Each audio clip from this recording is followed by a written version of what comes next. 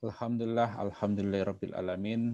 Puji syukur kehadirat Allah Subhanahu wa taala yang telah memberikan kita kesempatan dan kesehatan untuk senantiasa bisa menyelenggarakan proses perkuliahan meskipun dalam keadaan pandemi. Ya, kita berupaya untuk terus bisa meningkatkan kemampuan kita, ya, pengetahuan kita.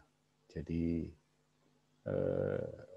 sedikit wejangan untuk pertemuan pertama ini bahwa kalau kita serius kemudian melakukan kegiatan-kegiatan ibadah seperti ini, insya Allah pahala dan manfaatnya diberikan maksimal oleh Allah Subhanahu Wa Taala melalui cara-caranya Allah Subhanahu Wa Taala yang kita tidak ketahui, ya.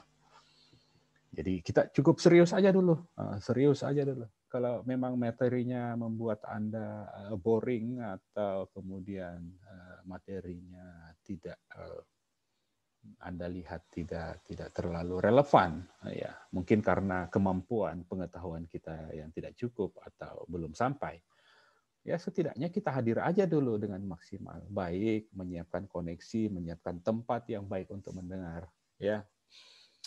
Nah, itulah dari perjalanan ibadah yang kemudian kita upayakan, ya seperti halnya kita sholat, ya. Ada yang dibilang khusyuk itu, ya. Khusyuk. Kalau Anda kemudian sholat, berupaya sholat di tempat yang ramai, ya tentu Anda bisa susah dapat khusyuknya. Ya, itu maksud saya, ya. Itu maksud saya. Itu analoginya. Nah, senantiasa juga kita kirimkan salawat dan taslim kepada Rasulullah Sallallahu Alaihi Wasallam beserta para sahabat dan keluarganya yang telah berupaya menunjukkan kepada kita bagaimana kemudian kita sebagai manusia di muka bumi ini bisa bergerak dari sebuah perilaku yang tidak menguntungkan kita ke sebuah perilaku yang lebih bermanfaat untuk kita. Ya, baiklah. Para hadirin sekalian, yang saya banggakan. Jadi pertemuan ini saya melanjutkan saja pertemuan dari Prof. Dr. Syamsuddin Pasamai terkait metode penelitian hukum. Ya. Jadi kebetulan juga saya sudah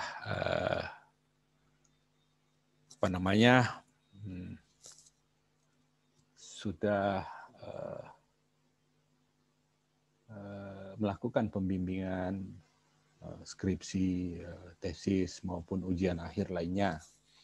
Jadi ada hal-hal yang kemudian saya ingin bagi kepada adik-adik sekalian terkait hal-hal yang perlu diperhatikan dalam membuat sebuah karya ilmiah. Nah, inilah yang terangkum dalam metodologi penelitian hukum.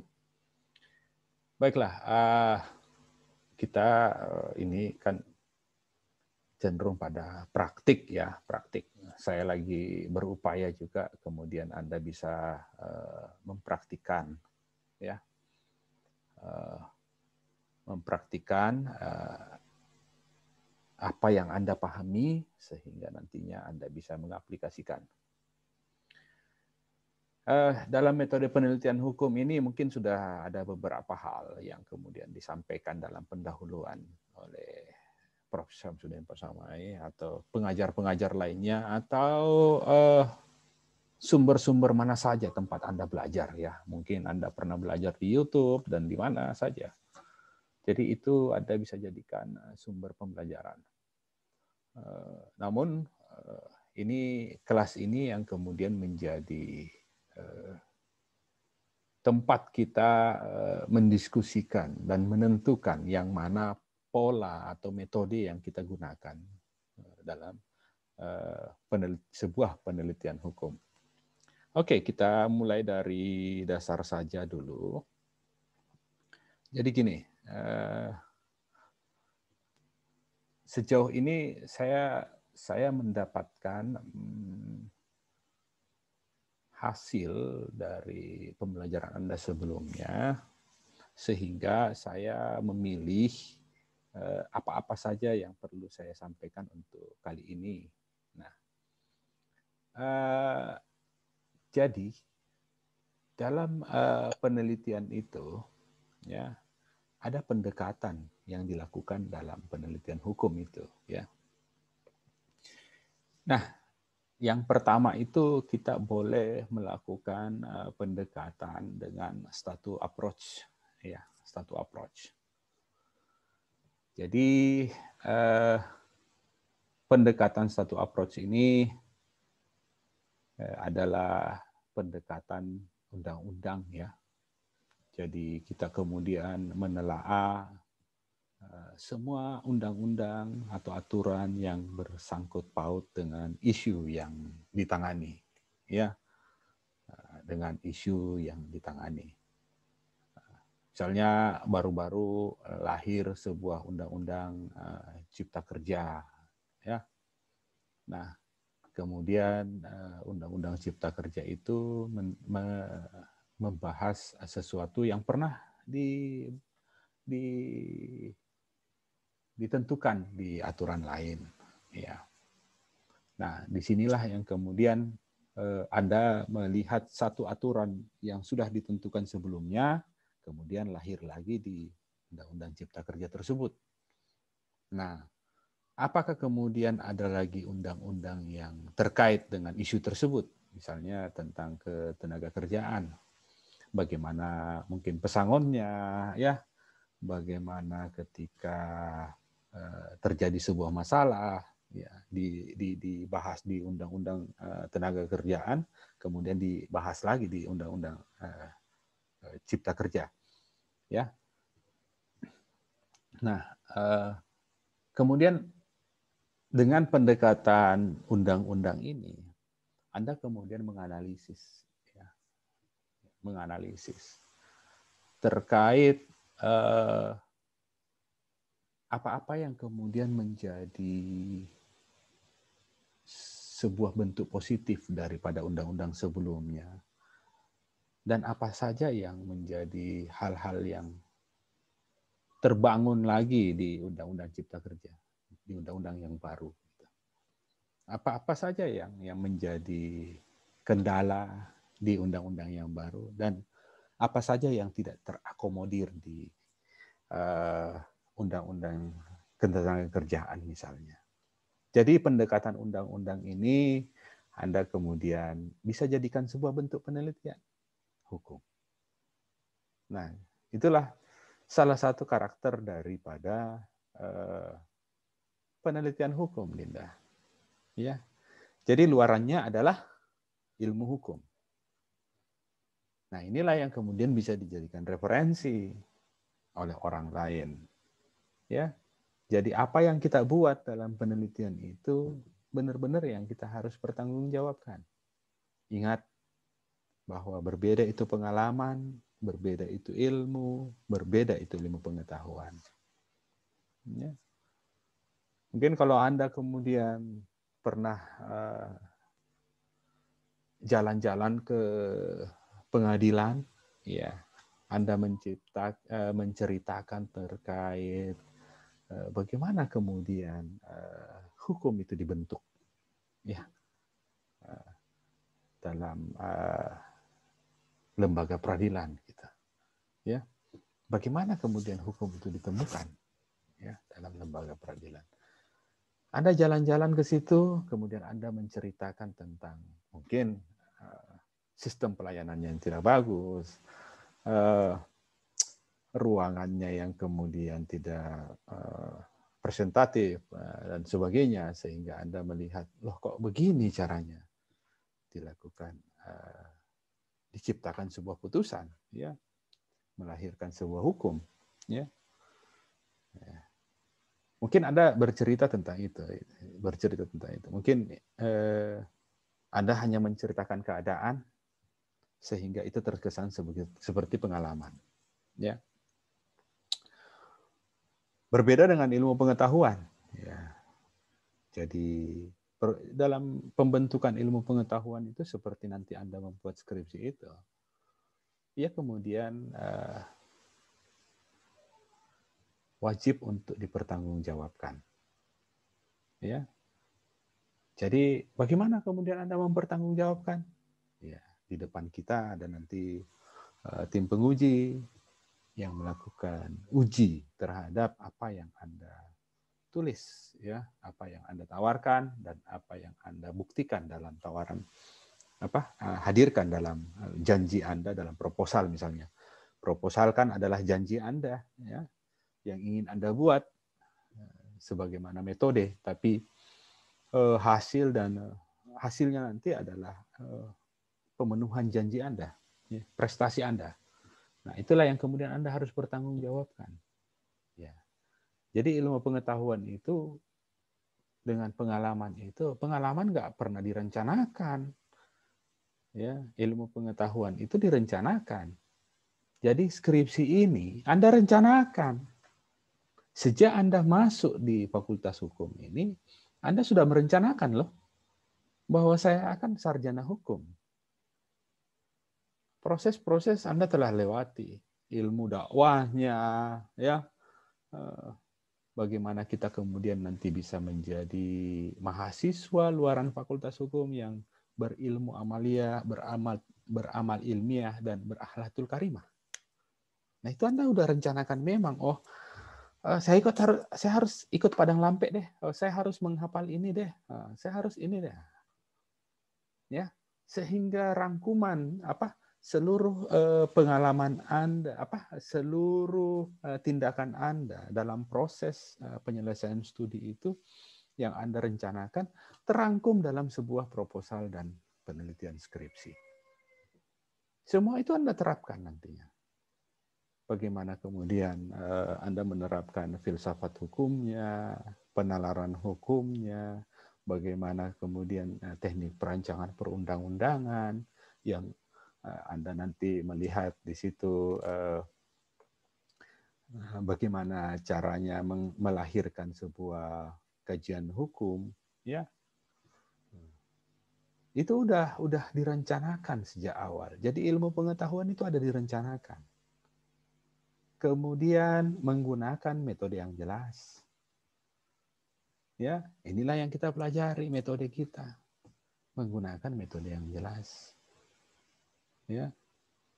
Metode kita kalau pengalaman nggak jelas karena nggak pernah direncanakan. Ya jalan aja. Tiba-tiba, ketemu ini. Nah, kita tidak punya metode yang jelas kalau pengalaman. Tapi kalau dalam pembentukan ilmu pengetahuan, ya harusnya memiliki metode yang jelas. Kemudian rasional, ya. Nanti Anda melakukan penerapan dalam hal ini. Anda harus rasional. Ya, logis menurut hukum. Jadi dalam penerapan logika hukum di sini sangat penting. Penalaran hukum itu sangat penting di sini. Ya, apakah kemudian misalnya sebuah tindakan yang Anda lihat itu relevan aturan ya yang Anda dekatkan. Jadi misalnya transaksi Anda belanja di pasar gitu ya, pakai uang kertas gitu ya, uang fisik ya. Kemudian Anda telah membayar, kemudian terjadi masalah ya, kemudian Anda menceritakan dalam penelitian terjadi masalah di pasar ketika bertransaksi menggunakan uang fisik. Ya. Kemudian Anda menggunakan undang-undang apa? Ya. Kalau Anda menggunakan UU ITE, ya, Undang-Undang Informasi dan Transaksi Elektronik, saya pikir itu tidak relevan. Ya. Nah, disinilah kemudian rasionalnya ya harus logis ya, bahwa penerapan aturan atau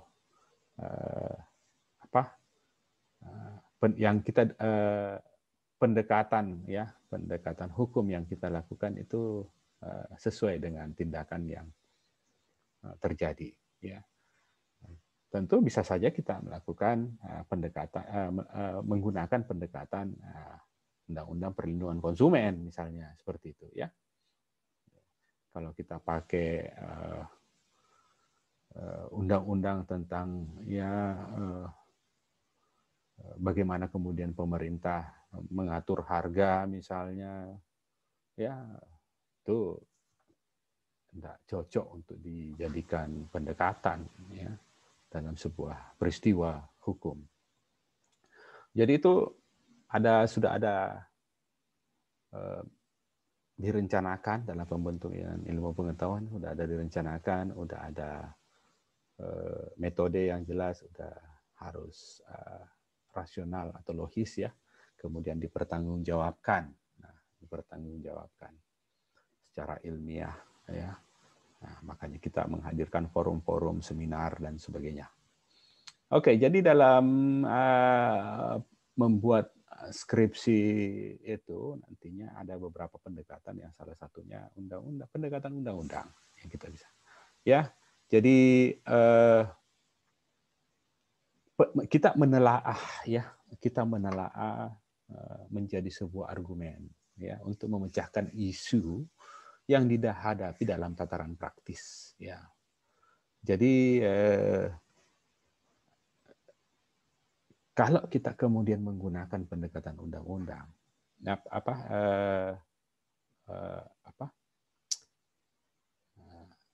statute of approach ya dalam melakukan penelitian, ada perbandingan antara undang-undang yang satu dengan undang-undang yang lain. Anda memperlihatkan apa kelebihan dan apa kekurangannya misalnya ya. Inilah yang kemudian orang jadikan referensi dalam pembentukan peraturan perundang-undangan berikutnya. Dijadikan rujukan ya. Bahwa orang si salah satu mahasiswa Fakultas Hukum pernah menyatakan bahwa undang-undang ini punya kelebihan, pasal ini punya kelebihan yang mengatur tentang ini, tapi di undang-undang sebelumnya ya dia sudah memberikan dia sudah memberikan nilai tambah ya daripada undang-undang sebelumnya. Jadi ini adalah sebuah bentuk ya aturan yang diharapkan oleh sebuah orang, aturan yang diharapkan oleh masyarakat. Itu argumentasi kita yang kemudian bisa dirujuk oleh orang lain yang membutuhkan pemahaman terkait sebuah peristiwa hukum yang kemudian ada undang-undang yang lama, ada undang-undang yang baru ya yang mengaturnya. Jadi disitulah kemudian pentingnya sebuah statute approach ya. Jadi kita bisa membuat argumentasi.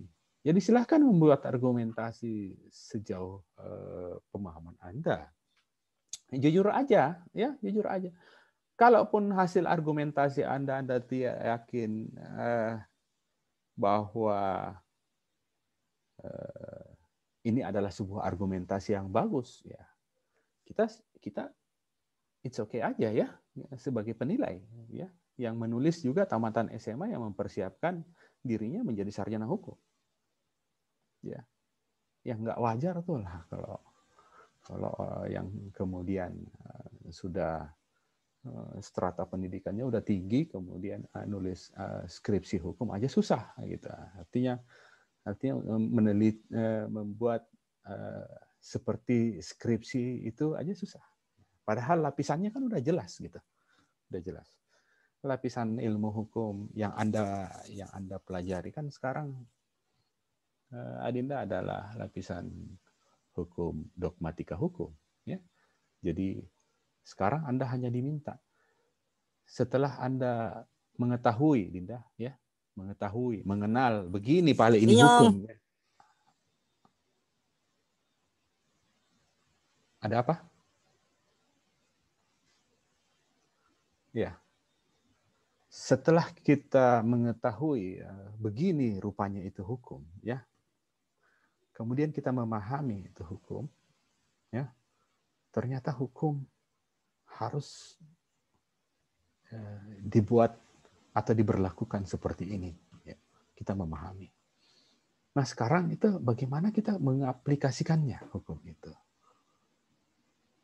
Ya, nah inilah yang kemudian lapisan ilmu hukum kita adalah lapisan dogmatika hukum. Adik-adik di S1 itu lapisannya di dogmatika hukum. Ya udah, gunakan aja dulu pendekatan-pendekatan hukum. Ya. Cocok itu, sudah cocokkah kita kemudian menggunakan pendekatan hukum? Maksudnya pendekatan hukum dari sebuah peristiwa hukum. Ya. Apakah sudah cocok pasal yang misalnya terjadi sebuah peristiwa hukum? Pasal apa sih yang cocok? Undang-undang apa sih yang cocok? Ya, aturan yang mana sih yang cocok untuk didekatkan dalam sebuah peristiwa hukum itu? Anda berbicara aja dulu di situ. Kalau kemudian ada yang berbicara teori, ya itu luar biasa banget dah. Ya, berbicara teori, di mana teori itu dalam stratifikasi ilmu hukum itu ada di lapisan kedua. Sebenarnya Anda menggunakan teori itu udah sampai menganalisis gitu. Padahal tataran Anda sebenarnya udah cukup sampai tataran mengaplikasikan. Diaplikasikan aja dulu. Karena banyak juga yang kemudian menyatakan bahwa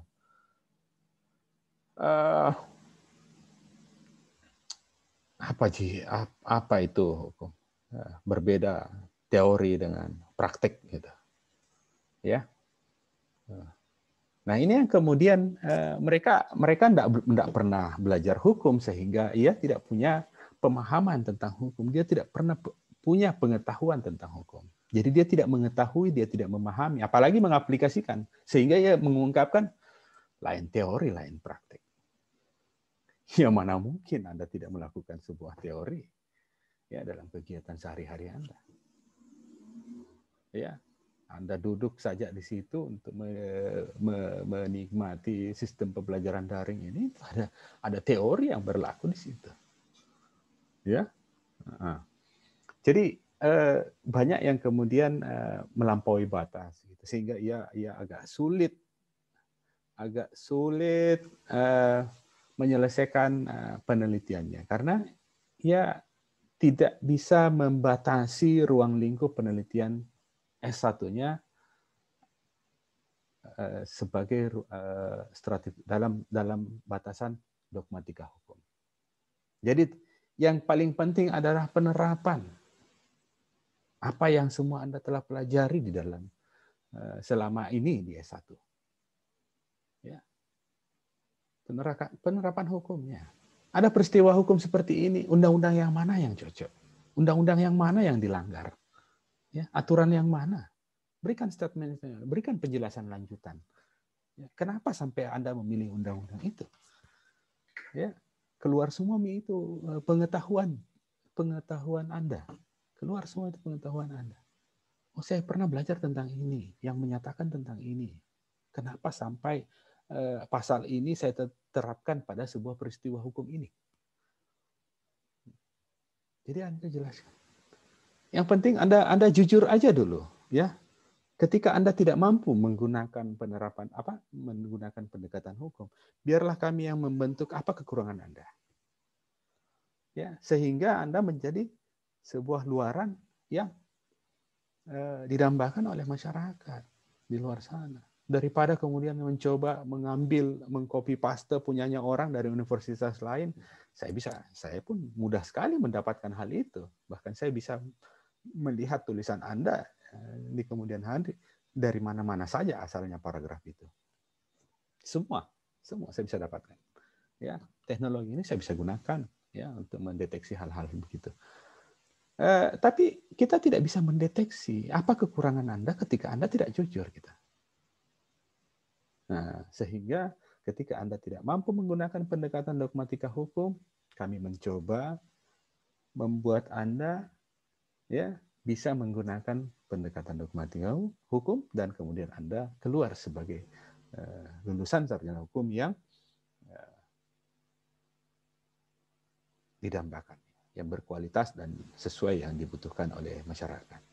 Nah, itu ya. Ada juga pendekatan kasus ya.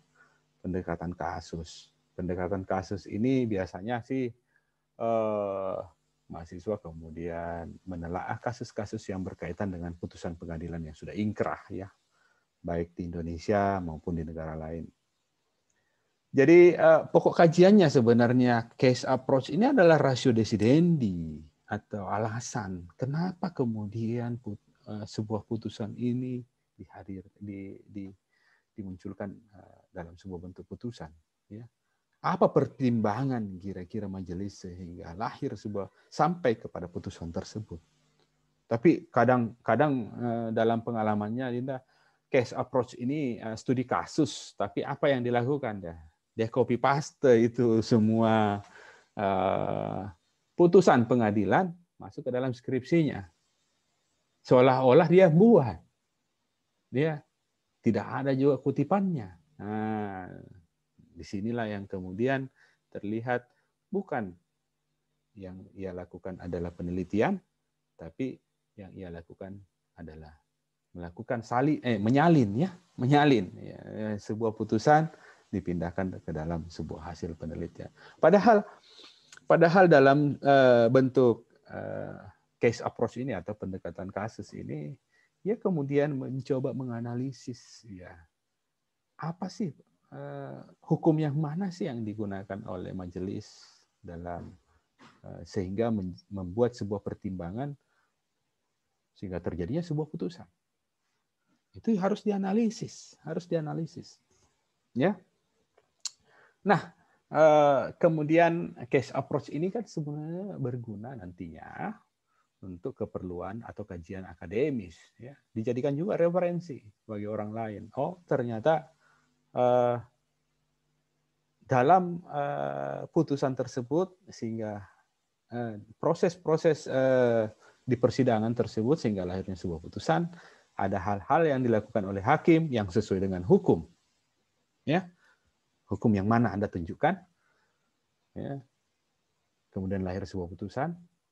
Nah, akhirnya ketika itu terlihat logis, ya, maka orang akan kemudian, oh ya, ini bisa juga kita gunakan dalam sebuah untuk menangani peristiwa yang sama, ya, dalam persoalan yang mirip-mirip, ya, atau peristiwa yang mirip-mirip.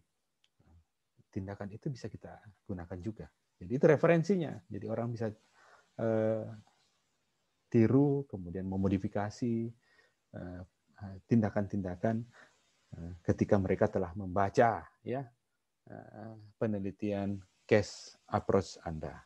Ya, jadi ada juga pendekatan studi kasus itu terdiri dari banyak kasus ya.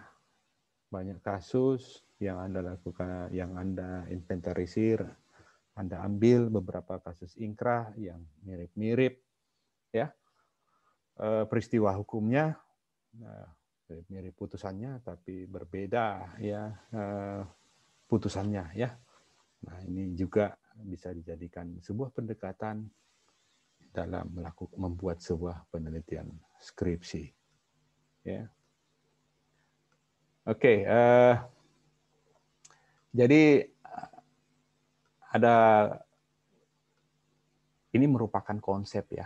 Jadi sebelum Anda membuat skripsi,